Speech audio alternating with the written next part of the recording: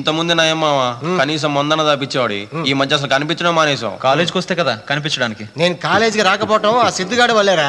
సిద్ధుగడి వల్ల తొక్కల సిద్ధాంతం వల్ల ఒక ఫిగర్ కూడా పడతలేదు. అవును మావా. మావా కాలేజీకి వచ్చావని కాదు ముఖ్యం, ఫిగర్ ని పడగొట్టావా లేదా అది ముఖ్యం. అంటే ఇప్పుడు ఫిగర్ కత్తి లాంటి ఫిగర్ పడింది. Body Bollywood, talking Tollywood, sound లో హాలీవుడ్. అందుకే నా కారు తన గిఫ్ట్ గా ఇచ్చా. కారు ఇచ్చావా? ఒక్క కారేంట్రా, కారు మీద తాజ్ మహల్ కట్టిస్తాను. మావా ఆ ఊగే తాజ్ మహల్ మందే అనుకుంటా. రండి బాబు రండి, కారు ఎక్కితే వెయ్యి దిగితే వెయ్యి. అవునరా, అవును నా తాజ్ మహల్ ఎవడు పేస్తానండి. కారు కోరికలు తీర్చే సరికొత్త కారు. నమస్తే సార్. నమస్తే.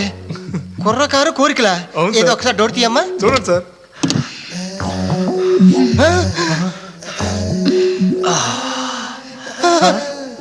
ఈరోడు శివాజీ సినిమాలో రజనీకాంత్లో ఉన్నాడు. సూపర్. ఇలా అంటున్నాడట్రా. మామ అటు చూడరా.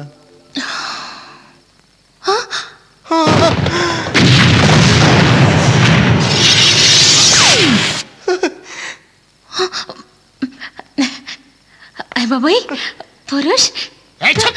పురుషుడు అంటే పుర్రె పగిలిపోద్ది. ఎల్బోర్డ్ తగిలించుకొస్తుంటే లర్నింగ్ అనుకున్నాం కానీ ఇంత కర్నింగ్ అనుకోలేదే. మాది పెద్ద కంపెనీ అంటే రాంగోపాలం అంత కంపెనీ అనుకుని ఎక్స్పెక్ట్ చేశాను.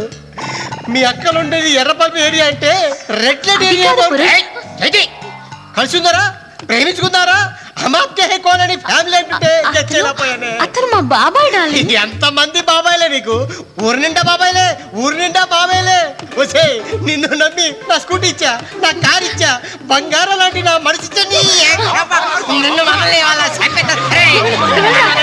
నీకు తెలీదురా, అనంతొచ్చింది. గొడవ ఎవరా మిత్రం? మా అన్నయ్య అండి. అన్నయ్య? అవును అన్నయ్య. నమ్మద్దు నమ్మద్దు